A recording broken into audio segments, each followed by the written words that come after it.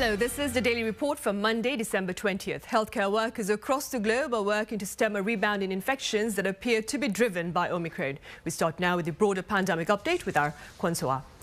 So I hear the weekend factor and the heavy snowfall this past Saturday here in the country has pushed our daily tally below the 6,000 mark. Right, Sunny, and that is also why we should not misinterpret this drop in COVID-19 infections this Monday. However, it is a decline to 5,318 cases, which have been tallied on a Sunday. And that includes 60 imported cases, and the rest of the cases were domestic transmissions. Now, in the capital, Seoul, we are seeing a little over 1,900 cases, a little under 1,500 in Gyeonggi-do province, and in the rest of the country we're seeing a mix of double-digit as well as triple-digit figures of new COVID-19 cases. Now, if we go over to our graph, we are seeing an on-week drop by around 500 cases from last Monday. But again, we have to see the rest of the week, monitor the rest of the week, and also see in particular the middle of the work week how the figures will turn out to see how the trend is developing. Now let's take a look at the number of patients that are in severe or critical condition. For the past 7 days straight, this number has been at least in the 900s, and over the weekends we even had record figures here at above 1,000. And in the past day, 54 people have lost their lives due to this virus, bringing the death toll to 4,776, and so far more than 570,400 people have been infected with the virus here in Korea. Now let's also take a look at the vaccination figures. We've got close to 43.5 million people who received at least one COVID-19 jab, and 42 million people are considered fully vaccinated. Also, the number of people that have received an additional dose or a booster shot now stands at above 11.5 million. That's 22.5% of the nation's population. Now, going abroad, there has been a drop in COVID-19 infections, but that also could be due to the weekend factor in many other parts of the world. We've got a rise by around 472,000 new cases and a little over 3,700 additional fatalities. Now, especially figures have been soaring in some parts of the world that are dealing with the Omicron variant, such as the UK, here at 11.3 million, which has reported as of noon Korea time in the past 24 hours, there were over 80,000 new cases, close to 82,000 new infections in the span of 24 hours. And then we've got Poland, which has surpassed Mexico in its total caseload in the past day, now at over 3.9 million cases. And those are the general updates that I have for now, but I'll see you back in a bit. Sunny? All right, so thank you for now. Right, healthcare workers on the domestic arena, like their counterparts elsewhere, are selflessly working to respond to the latest resurgence. And for more on their efforts, I have Kim Yeon-sung here in the studio. Yeon-sung, welcome back. Happy to be here, Sunny. Right, so how is Korea's healthcare system coping with the surge in caseload? Right, so Sunny, gradual easing of COVID-19 restrictions started less than 50 days ago, and since then, the number of critical cases in the nation has tripled. And the entire medical sector is really feeling the strain due to the growing figure. Close to 88% of ICU beds in the capital region are still full, while 80% of beds are occupied nationwide. But this bed crunch isn't just affecting COVID-19 patients. In Gyeonggi-do province, for example, a pregnant woman was forced to give birth in an ambulance because there were no beds left in all of the 16 hospitals nearby. Seoul National University is also pushing back non-emergency operations. So to help out the overburdened medical sector, health authorities have created an on-site COVID-19 task force. The task force, gathered from the Health Ministry and the Ministry of the Interior and Safety, will constantly check the status of ICU beds, find additional local treatment centers, and support outpatient treatment centers nationwide. Right. Meanwhile, Yeon-sung, I understand a cluster infection in the country's central region is fueling much concern. Tell us more. Exactly. So one of the most worrisome cluster outbreaks has been a cluster infection at a correctional facility in Chungcheongnam-do province. A total of 57 cases have been confirmed so far, including 54 inmates and 3 staff. The nation already experienced large prison outbreaks last year, with more than 1,000 inmates and staff being infected because of the highly dense and poorly ventilated conditions at these facilities. So this time, health authorities are really focusing on taking control of the spread before it escalates into a recurring nightmare. On this Monday, a 4th round of COVID-19 testing at the prison will be conducted to comb out more infections if there are any. There has also been a string of infections linked to a church in Incheon and its missionary team, now reporting at least 85 infections. Right, and also on this Monday, Yeon-seung, I understand there's been a shift in policy within the academic arena amid the latest resurgence, right? Exactly. So schools have also been beds of recent outbreaks, and in response, schools in the capital area are reverting back to remote learning. This comes only 4 weeks after they fully resumed in-person learning. So 1st and 2nd grade elementary schoolers can attend school every day, but there is a 3/4 attendance cap for 3rd to 6th graders. For middle and high schoolers, classrooms will be limited to 2/3 of their full capacity. But outside Greater Seoul, each region has the authority to decide on their own measures. The cities of Daegu and Gwangju, for example, will stick to in-person learning. Right, I see. And finally, what is the latest on the Omicron front here in the local front? Well, so far on Monday, the nation has confirmed 178 Omicron cases, and 4 of these cases turned out to be breakthrough cases among those who had received their booster shots. 2 of the infected had received Johnson & Johnson jabs, while 1 received 2 AstraZeneca doses and a Pfizer booster, and the last had 3 shots of Pfizer's vaccine. All 4 of these cases are reported to be mild symptoms. Although experts say that even booster shots cannot guarantee protection from an Omicron infection, they significantly bring down the likelihood of serious illnesses and deaths. All right, Yeon-seung, thank you for now. Do stay with us for the extended talk. Right, on the international front, Omicron is reportedly fueling a frightening rebound in cases. And for more on the situation elsewhere, I have Soa back at the desk. Soa, tell us. Sure, Sunny. So this variant of concern, the Omicron variant, has been now detected in at least 89 countries and regions as of Saturday, according to the World Health Organization, which is saying that these cases are doubling in 1.5 to 3 days in places with community transmissions. And that is also forcing many countries into stronger antivirus measures. Right, and one of those countries is the Netherlands, I hear, where authorities shared a sudden shutdown. Sudden indeed, Sunny, especially for citizens that were planning to make their Christmas preparations this week, as the announcement by Dutch Prime Minister Mark Rutte was made on Saturday evening, and this measure came into effect on Sunday. Let's take a listen. Nederland gaat nog een keer. The Netherlands is again shutting down. That is unavoidable because of the 5th wave that is coming at us with the Omicron variant. Omicron is spreading even faster than we feared, and so we must act now to prevent as much of the worst as possible. This meaning almost all businesses deemed non-essential, restaurants, gyms, hairdressers, museums, and other public places had to close and will remain closed until at least January 14th. Schools were ordered to go into the Christmas break a week early on Monday and will remain shut until January 9th for now. Citizens were also asked to let no more than 2 visitors into their households, and when gathering outdoors, the limit was set at maximum of 2. The sudden lockdown led to panic shopping and last-minute haircuts on Saturday, and business owners demanded compensation for their expected losses.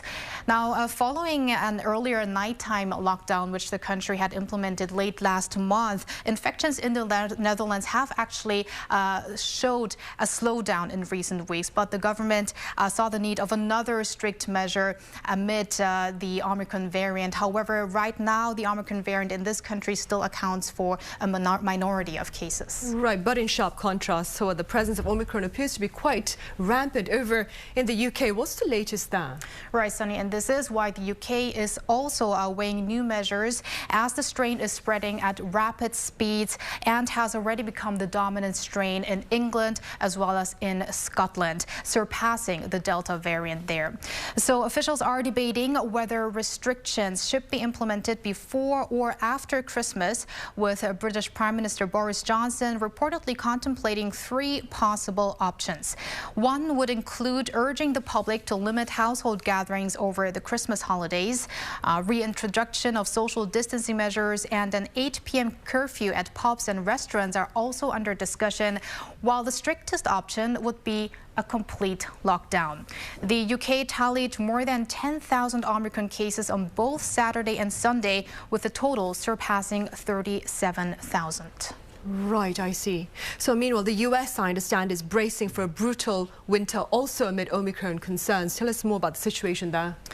Yes, Sunny, and that is why U.S. citizens might also have to embrace new antivirus measures soon, with President Joe Biden scheduled to hold a public speech on Tuesday local time that's expected to contain a winter plan in the fight against the virus, which may include a call on vaccinations, lockdowns, and mask mandates. This as health officials are warning that the country will see record numbers of coronavirus cases as well as hospitalizations due to the rapid spread of the Omicron variant. Omicron cases in the past day have nearly doubled in the span of 24 hours in most states. Right, so as Soa mentioned earlier, ahead of the president's scheduled speech, Anthony Fauci, U.S. top health official, actually made several appearances in U.S. broadcasters to stress how the Omicron variant is faring in the country. And he said that the country is in for a tough winter with the Omicron raging on. U.S. health experts are also warning that the Omicron variant has the potential to become the dominant strain in the U.S. in the coming weeks. And although it's still unclear if the Omicron variant causes milder symptoms, at the rate it's going, the sheer number of infections might have the potential to overwhelm the U.S. healthcare system. So U.S. experts are stressing the importance of boosters to prevent hospitals from becoming overwhelmed by a surge of Omicron patients. Right, booster doses there as well. Meanwhile, over in Israel, authorities are poised to start a clinical trial on the efficacy of 4th doses, is it? That's correct, Sunny. So a hospital in Israel is set to launch a clinical trial in the coming days regarding that 4th COVID-19 vaccine shot. So 150 hospital medical staff are going to be subject to this research, and those people were set to have their 3rd shot already by August 20th. Now, meanwhile, also Israel's Prime Minister Naftali Bennett warned the country is under a 5th wave due to the Omicron variant. 40 more Omicron variant cases have been reported as of Sunday, bringing the total to 175. And this is also why the Prime Minister renewed the importance of receiving additional COVID-19 shots. Let's take a listen. While you can still get infected with these vaccines, the boosters protect you so that if you get infected, the disease will be much easier, which means we will not be able to prevent this wave, but you will be able to protect yourself inside this wave. And he also urged on parents to get their children vaccinated, because Israel has its vaccination campaign for those aged 5 to 12, which has started last month. But the vaccination rate among the children still seems to remain quite low. So the Prime Minister said a protected parent who got vaccinated 3 times should also protect their children. I see.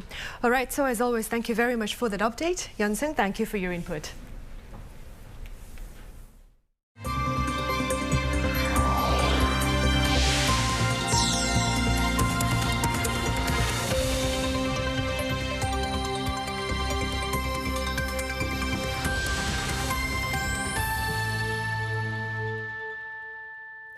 Topping our headlines at this hour, relevant authorities are poised to share Korea's economic policy direction for the year ahead on this Monday afternoon. The announcement will also include the government's forecast of Korea's GDP growth for the year 2022 and domestic employment prospects.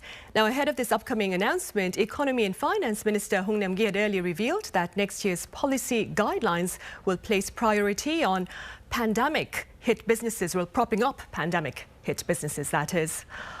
Also, in light of the hardships amid the pandemic, Korea's electricity rates will be maintained at their current level during the first quarter of next year. Han Sung-woo reports.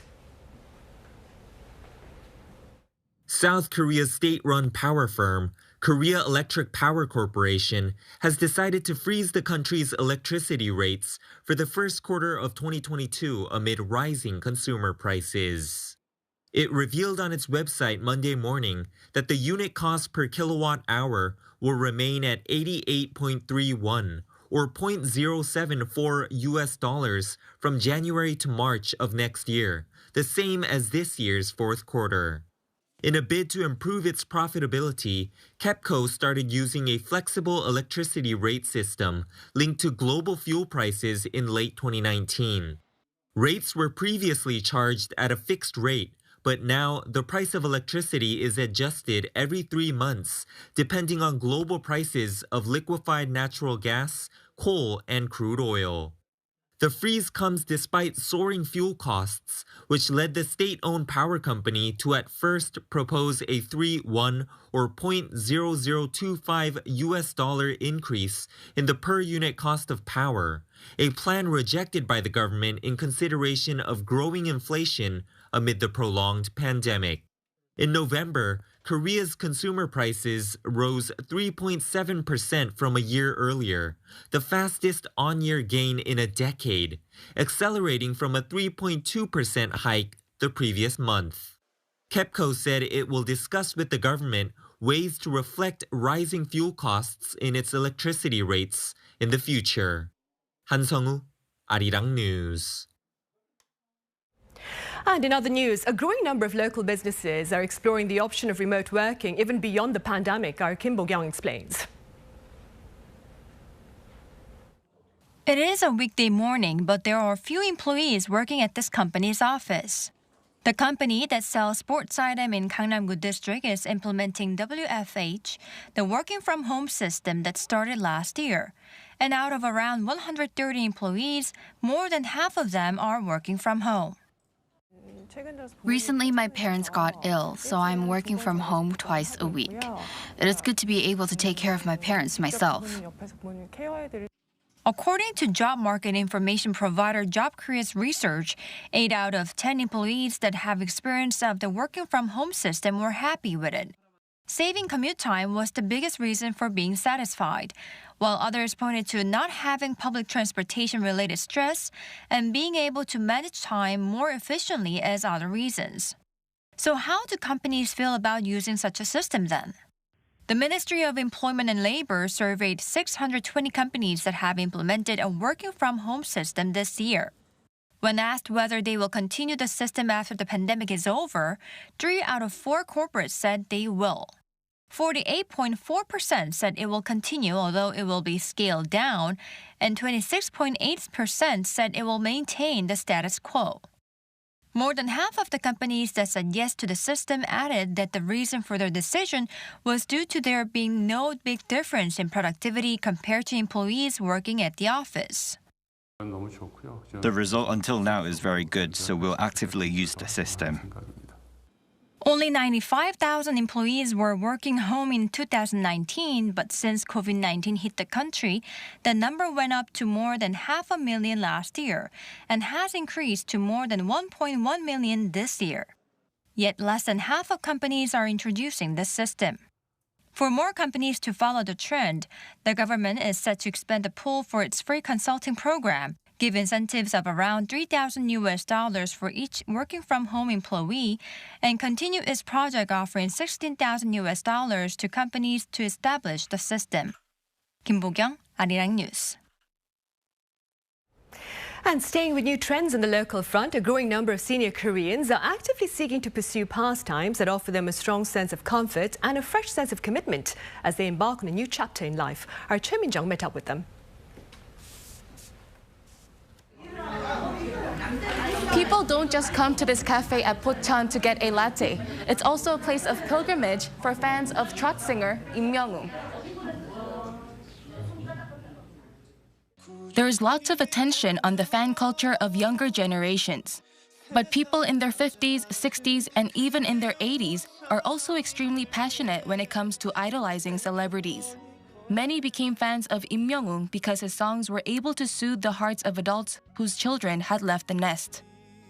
I raised my grandchild for 13 years and now she's grown and independent. It really made me and my husband feel empty-nested and sad. Then I came across Lee Myung-woong on TV one day and it really hit me. His songs really touched my heart and I broke into tears.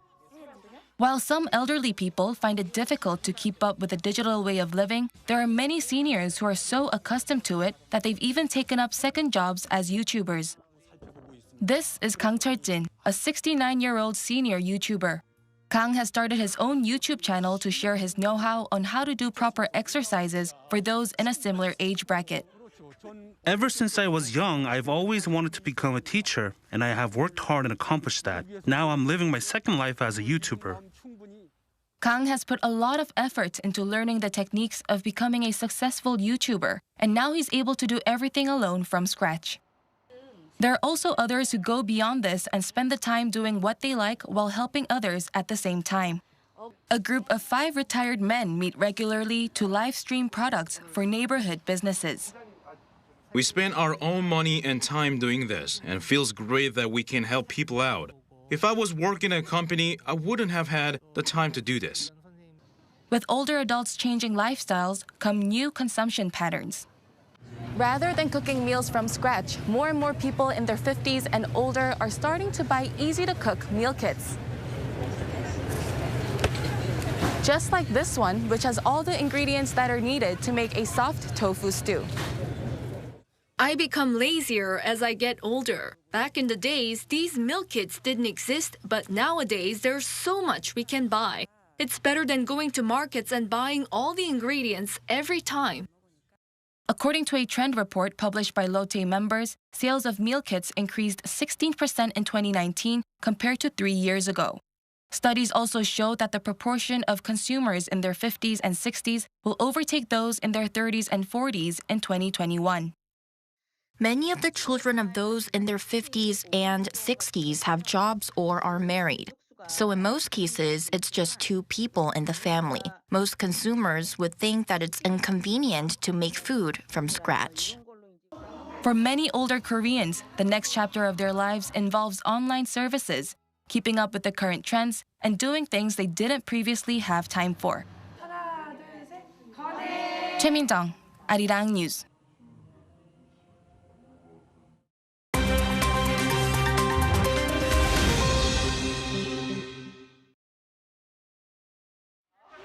Let's take a look at what's going on in the world now. At least 146 people are now reported to be dead after a typhoon slammed into the Philippines on Thursday, with casualties expected to rise. Typhoon Rai, which saw winds of up to 195 kilometers per hour before making landfall, is said to be one of the strongest tropical storms to hit the country this year. Rai, at one point, intensified to a Category 5 storm, the highest classification. It damaged homes, toppled power and communication lines, and displaced more than 400,000 people. The storm was eventually downgraded to a Category 2 storm by Friday, but heavy rain and strong winds forced the evacuation of thousands of people living along the Vietnamese coastline. According to its state media VTV on Sunday, strong waves and wind killed a fisherman and sunk 5 vessels. Vietnamese authorities are instructing fishing boats to take shelter with Rai's arrival, and the army has mobilized troops to build sandbag walls along beaches to prevent flooding. Vote counting in Hong Kong's legislative election began late Sunday night for the first elections after a Patriots-only overhaul of the electoral system. The election has been criticized by some activists, foreign governments, and rights groups who argue that pro-democracy parties were not participating in the elections, as candidates were screened by the government before being able to run for a seat. Voter turnout this year is expected to also hit a record low, with less than 30% of voters having cast a ballot as of 9:30 p.m. local time. The record low numbers come despite the Hong Kong government's efforts and last-ditch campaigning by candidates. By comparison, at the last legislative elections in 2016, the turnout was 58%, while local elections in 2019 reached 71%. Both elections led to landslide victories for pro-democracy parties. Pundits say the record low turnout could be in response to the Patriots-only elections. Latvia's Avia Rain set a new women's record at the Antarctic Ice Marathon on Friday, finishing the race in 4 hours, 6 minutes, and 11 seconds, and surpassing the previous record by almost 14 minutes. The 30-year-old student doctor shattered an 8-year-old record despite having to run on softer snow and temperature lows of -15 degrees Celsius. Known as the southernmost marathon on Earth, the race at Union Glacier also saw a 74-year-old finish the race in just under 8.5 hours. The marathon took place 3 days later than scheduled after a massive storm hit the race location last week. 62 people from 18 countries took part in the 16th edition of the race. Lee Seung-jae, Arirang News.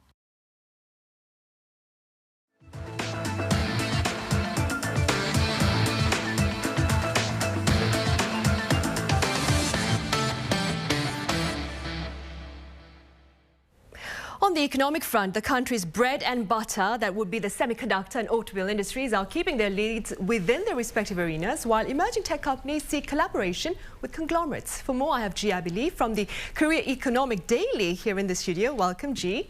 Hello, Sunny. So as you may already know, South Korea's SK hynix is the second largest memory chip maker in the world and the third largest semiconductor company in the world. Based on the latest news, it looks to maintain those spots at least for the time being. Last week, the company shipped samples of 24 gigabit double data rate 5D RAM, meaning it has the highest density for a single chip. The company said its latest DRAM chip was produced with the cutting-edge 1A nanometer technology. Now, to put that into perspective, current DDR DRAM offerings mostly come in density of 8 gigabit or 16 gigabit. Until now, 16 gigabit was the highest density for a single DRAM chip. The latest development is especially good news in the midst of supply shortages around the globe. SK hynix expects the new product to ease the market's DRAM supply bottleneck by moving faster to the next generation chips. It said the new chip increases data speed by up to 33% while slashing power consumption by 25%. The latest offering comes in just 14 months after SK hynix became the industry's first chip maker to release a DDR5 DRAM in October last year. Right, quite impressive, if I may say so myself. Now, Ji, tell us about Korea's other stronghold, the automobile industry. That's right. So, sure. Hyundai Motor Group's 5 major companies won a record number of top global awards and accolades this year. The group includes Hyundai Motor Company, Kia Corp, and premium brand Genesis. In 2021, it has won 6 of the 10 prestigious awards presented by industry organizations and auto-related media outlets. Perhaps thanks to the accolades, the group's auto sales have also increased, competing with rivals such as Renault and Mitsubishi for the world's number 3 spot. Let's get to the specific awards. Hyundai Motor has been named the 2021 Manufacturer of the Year by BBC Top Gear in recognition of the auto brand's innovative lineup and eco-friendly technology. Kia has also been recognized at the BBC Top Gear Awards, with the all-electric EV6 named the Crossover of the Year. Awards for the Genesis brand include the Genesis X Concept, claiming the coveted Best of the Best Red Dot Design Award, and the GV70 receiving SUV of the Year recognition from the Motor Trend magazine in the US. Right. Gee, I hear the company's cars have also been lauded for their safety. That's right. So the 3 brands actually have been awarded in the fields of safety and quality. In the JD Power Tech Experience study, Hyundai secured the position of the highest-ranked mass-market brand. Kia was named the #1 mass-market brand in the same company's Vehicle Dependability study. In total, Kia America has secured the highest number of initial quality study awards in the industry. Genesis has also picked up several JD Power trophies this year, including the mid-size premium car for the G80 in the Vehicle Dependability study. Right. Jay, time for one more story then. Do tell us about the collaborative efforts, is it, by emerging tech firms? Sure. So there's a notable collaboration between a conglomerate and 2 startups. Persona Space, a subsidiary of Korea's metaverse company Galaxy Corp, has attracted 10 billion won, or $8.5 million in investment from Naver Z and Tunamu. Naver Z is the operator of major metaverse platform Zepeto, Antunamu is the operator of Korea's largest cryptocurrency exchange, gov't. The three parties will cooperate in creating metaverse and NFT services. Persona Space produces virtual human characters and avatars of Korean entertainers. The company develops and commercializes each entertainer's so-called buke, meaning a second persona in Korean. That's all from me today. I'll see you next week. All right, as always, thank you very much for the coverage. Thanks for having me.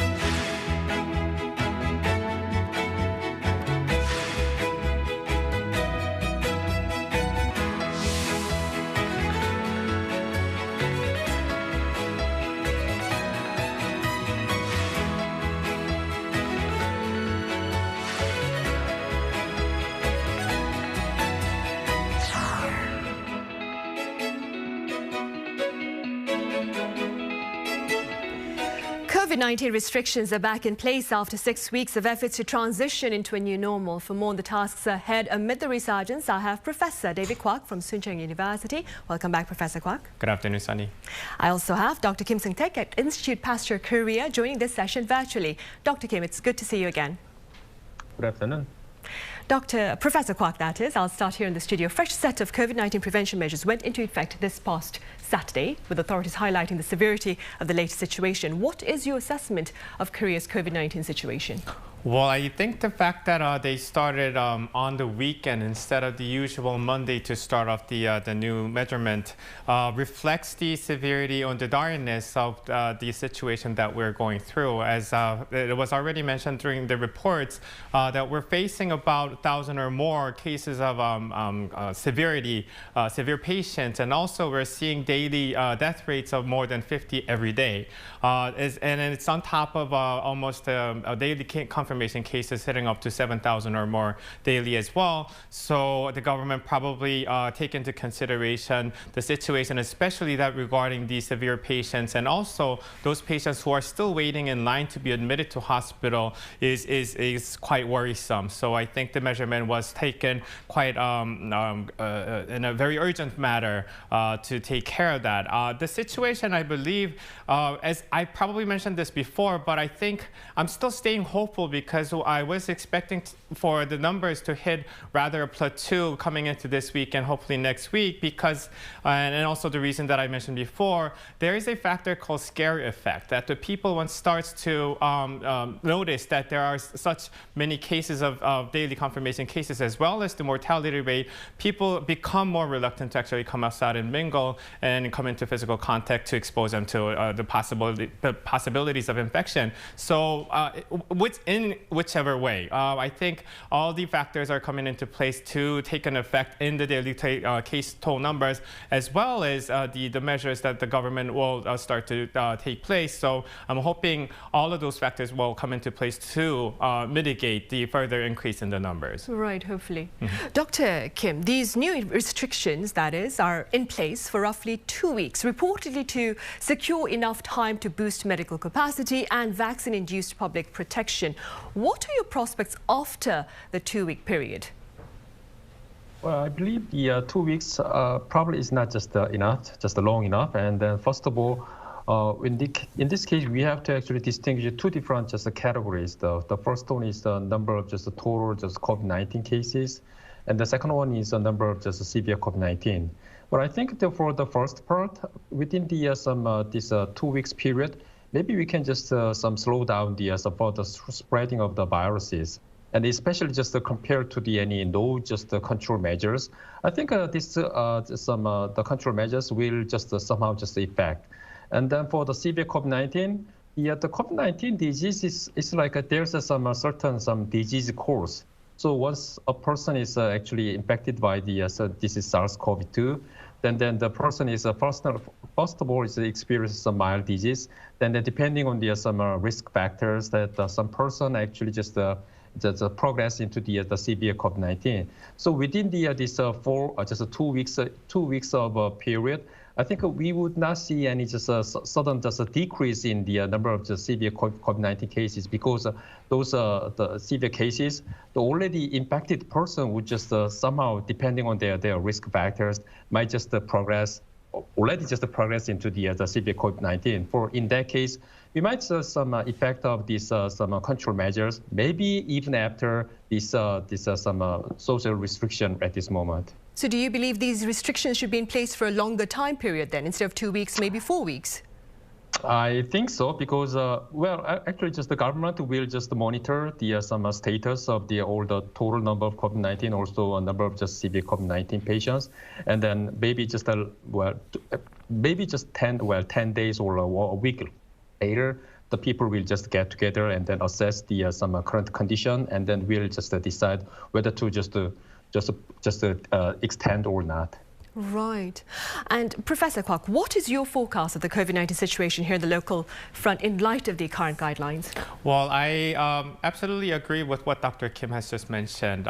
Usually when a certain strict measure takes place, it takes about a week or two for the effects to actually show up in the real world. And since we started just over the past weekend, these stricter social distancing guidelines, I think it's going to really come into vision a week or two later. But as I mentioned, what's more urgent is the situation at hospitals. People are still waiting in line, people are still dying, even at homes, and also, as it's been reported numerous times, the ICU beds are completely filled with no more buffering capacity anymore. I believe the government is also taking measures to overcome those obstacles, such as in mandating certain hospitals to expand their bed units and whatnot. But at the time being, the stopping of the social gathering does not necessarily mean an instant decrease in the numbers or instant decrease in the ICU bed fill-ups. So we would have to see a couple more weeks to see how much of a benefit we would gain from this measurement taking, and also reassess the whole situation right afterwards. Right. Meanwhile, elsewhere, the UK recorded over 92,000 new infections on Friday, and authorities there are working around the clock to contain the latest resurgence driven by Omicron. Now, for more, I have David Cox live on the line. David, it's a pleasure to have you back. Sunny, thanks for having me on the show. Right, let's begin then with a few words on the current COVID-19 situation there, David. But the landscape has unfortunately changed quite a lot in the last few weeks. So as you say, the number of daily cases has just really spiraled in the past week. And Boris Johnson is basically trying to tackle this by basically getting as much of the population to receive a booster vaccine by the end of December as possible. The key thing here at the moment is that while we know that Omicron is very much more infectious than anything which has come before with COVID-19, we don't know whether it's more severe. So we're still waiting to see whether the number of hospitalizations and deaths will also go up in the coming weeks. So it's still a little bit of a matter of wait and see right now. Right. Meanwhile, in response, though, on Saturday, David, I believe London Mayor Sadiq Khan declared a major incident in the city. What does this declaration mean? So the big thing is that SAGE Group, which is the group of scientists who advise the government, they have suggested that without current interventions, so without more restrictions, the hospital admissions could reach 3,000 a day in January, which has concerned a lot of people. But this is the worst case scenario. So at the moment, we're still not seeing hospitalizations going up significantly. But if that does happen, as some scientists have forecast in the next month, then we could see much more severe restrictions and potentially another lockdown. I see. Meanwhile, Dr. Kim, given global concerns over Omicron, there appears to be growing interest in the potential impact of COVID-19 pills on the battle against the pandemic. What are your thoughts on this? Well, there are two drugs that are actually, the first one is a Merck drug, and then the second one is a Pfizer drug. And unfortunately, the Merck drug, based on their interim analysis of phase 3 clinical trials, they show the 50% of efficacy of inhibiting progression into the severe COVID-19, and then there was no death. But actually, based on their final report of the phase 3 clinical trials, the final efficacy was actually recorded as 30%, which is a little bit disappointing. But on the But in the case of the Pfizer drug, the Pfizer drug has actually completed the phase 3 clinical trials. And then even after phase 3 clinical, the end of the phase 3 clinical trial, they still just showed 89% of efficacy, which is actually inhibiting just the progression into the severe COVID-19. So just in terms of preventing the severe COVID-19, the Pfizer drug seems to be very effective. And then regarding the Omicron variant, well, not all, but most of the mutations found in the Omicron is actually identified in the spike protein. And the spike protein, this is actually main target of most of the vaccine development and the monoclonal antibodies. So maybe vaccine efficacy and then monoclonal antibody efficacy might be substantially just affected by these mutations found in the Omicron. And then we are actually observing some of the very negative effect on the monoclonal antibodies and the vaccines already. But in the case of this Merck drug and the Pfizer drug, they're actually the antiviral mechanism of action is very different from those of monoclonal antibodies. Monoclonal antibodies are actually targeting the spike protein, but the Merck drug actually just targeting sort of this RNA-dependent RNA polymerase, which is actually involved in the viral genome replication. And then the Pfizer drug is actually just targeting some viral protease, which is actually involved in some processing of a viral polyprotein. So basically, just targeting just a protein of these two oral antiviral drugs is quite different from the other medication so far. And then theoretically, the Omicron would not be just the effect at all for the antiviral efficacy of those two antiviral drugs. And then in part, the Pfizer actually announced that their drug, the Caseload, is not affected by the mutations found in the Omicron, at least based on some of their cell culture experiments. And I think that there is no substantial effect on the antiviral efficacy of these two oral drugs by the mutations found in the Omicron. Right. And staying with COVID-19 treatment pills, David, last month the UK became the first country to approve molnupiravir. And I hear there is a study being led by Oxford University on its efficacy as we speak. Could you tell us a bit more about this study? So the whole idea behind it is basically to see whether this drug can prevent more vulnerable patients, so like the over 50s, and patients of underlying health conditions needing hospital treatment. So this drug, the idea behind it is that there has been data which shows that it can reduce the likelihood of being admitted to hospital with COVID-19 by 90%. So this clinical trial wants to see whether that truly is the case, because there has been some other data which shows that it could be a little bit lower. But the whole thing is that scientists are saying that even if it just reduces the severity of COVID in those vulnerable populations by a little bit, that would still be a very valuable benefit. But that whole idea of the trial is just to see just how effective it is. Right. David, the UK Health Minister Sajid Javid has left open the possibility of a circuit breaker, even ahead of Christmas, which would be this Saturday. What are the prospects of such a scenario, and how do you expect the public will respond to a circuit breaker? Well, I think most people in the UK are opposed to the most severe restrictions, so a full lockdown. But I think people would support more like smaller measures. So, for example, reintroducing social distancing in hospitality venues. I think we have to see what will happen. It's really hard to predict. But the Prime Minister, Boris Johnson, has repeatedly said he is opposed to a full lockdown. And I think there's like a lot of members of Parliament who also are like on the case. I think what is more likely to happen in the coming days is that we will see some moderate restrictions reintroduced. So perhaps like limiting the amount of households who can mix at Christmas. But I don't think we're going to see anything as drastic as a full lockdown, maybe until the new year, perhaps. David, current restrictions in place do include a mask mandate, right? Could you tell us a bit about that? Yes, so at the moment we have to wear face masks in all indoor venues. There's also COVID vaccine passes, and over the past week people have been told to work from home again. So these are some restrictions which we haven't had in the UK since, May, June time. So it has been quite a game changer for people, the rise of Omicron. And yeah, it just remains to be seen whether we're going to have even more restrictions to come. All right, David, as always, thank you very much for your time and your thoughts at this hour. Thank you. Right then, Professor Kwok, administrative orders, that is, for more beds for COVID-19 patients have yet to be fully implemented here on the local front.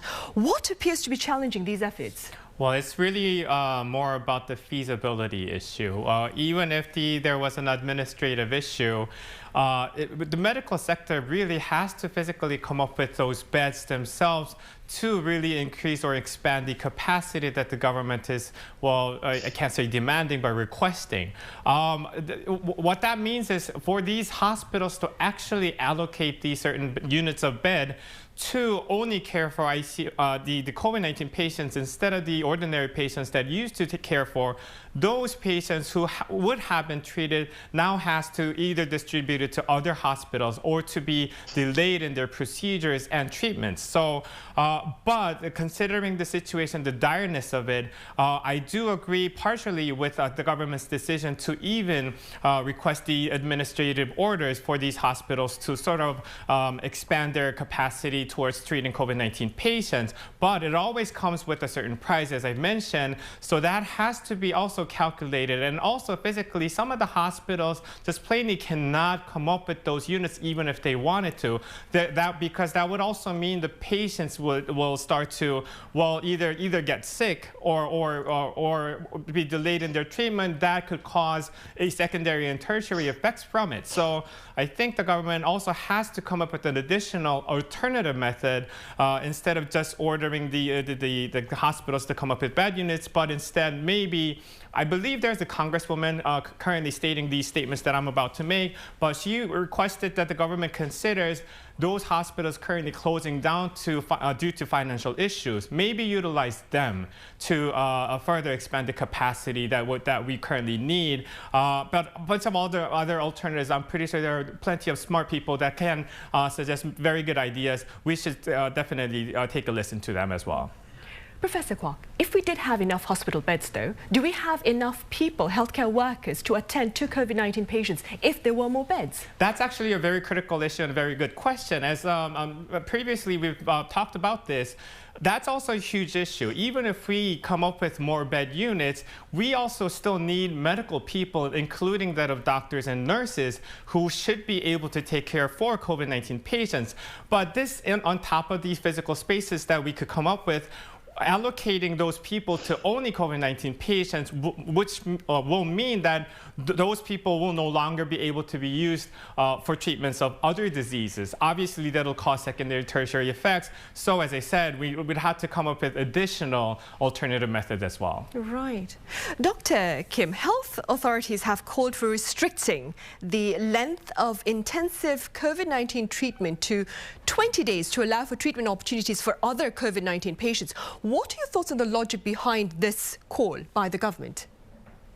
Well, there were actually just a couple of scientific reports on how long some COVID-19 patients actually shed infectious viruses, and for some mild COVID-19 and also for some severe COVID-19 patient. And that's why we actually now just choosing the 10-day for mild COVID-19 or some asymptomatic COVID-19 patient after just identifying whether they are positive or not. And then for the severe COVID-19, this 20 days of isolation in the some ICU bed is also just a guideline of the US CDC, and those kind of numbers actually based on some several scientific the discoveries. But some the clinicians and the scientists actually are just worried about this decision because the situation is actually a little bit different in between just the US and Korea. In the case of U.S., most of the severe the patients actually occupied one room is actually one single room is occupied by just one patient. But in the case of Korea, actually many people share the same room.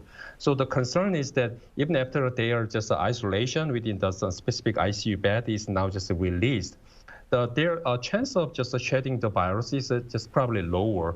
But then, which means this does not mean that there's no virus whatsoever. There's no 100% anyway.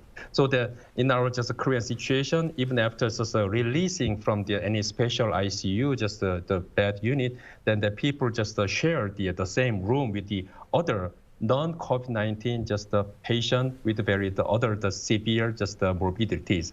In this case, the chances are maybe that the released just a patient can still just transmit any some residual viruses to other COVID-19 patients.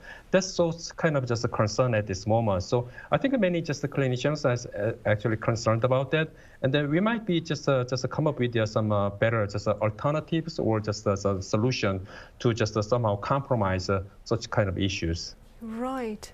Meanwhile, Professor Kwak, what more do you suppose can be done to encourage public vaccine uptake? Well, so we have to talk about incentives and whether or not we should take the restrictions we're currently taking, especially implementing the vaccine passes. Well, as I've mentioned several times before, I'm a person who's completely against the idea of mandating such passes. I think we should come up with better ideas to really give even more beneficial incentives to the people who received vaccines, and also still further expand the ideas of better education and better information. What I personally think about the situation, though, is that, as Dr. Kim mentions, we are quite unique, different from many of the Western countries, let alone the US, in the sense that we are isolating everybody who is confirmed, whether that be at home or whether that be at social facilities. Once we start to have an access to these oral pills, irrelevant of their efficacy, just because they are so much accessible by the people going through much more mildly, or even those at home, or those are stationed at isolation facilities, because they could just get a hold of it, I think it'll benefit us way much more than any of the other countries. So I think maybe in the footsteps of what the UK is currently taking, we could also really form a committee to make the decision on the emergency use authorization, putting that on the oral pills that are currently being studied. Possibly if we can bring that in the near future, I think that's going to make a huge and drastic change to the picture we're currently seeing, just because it's so much more easily accessible. I see. One very quick question. This is an impromptu question, Dr. Kwak. There are concerns over in the UK, though, that the presence of a COVID-19 pill like molnupiravir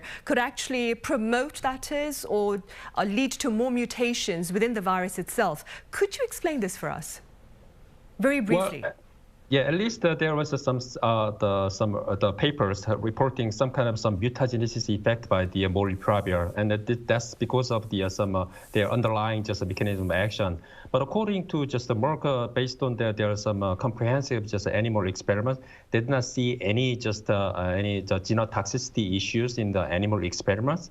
And then they also said without such animal experiments, then they would not even just pursue the phase 1 clinical trials with this molnupiravir. But we need to just take some very just careful, because that's why the government just the regulation officers actually there is some restriction on the use for some pregnant women and then some very vulnerable people. I see. All right, Dr. Kim, as always, thank you very much for your insight. Professor Kwak, as always, thank you very much for your time and your thoughts. Thank you. Right, well, that ends our Monday edition of the Daily Report. Do join us again tomorrow, that is Tuesday, for more coverage. Thank you for now.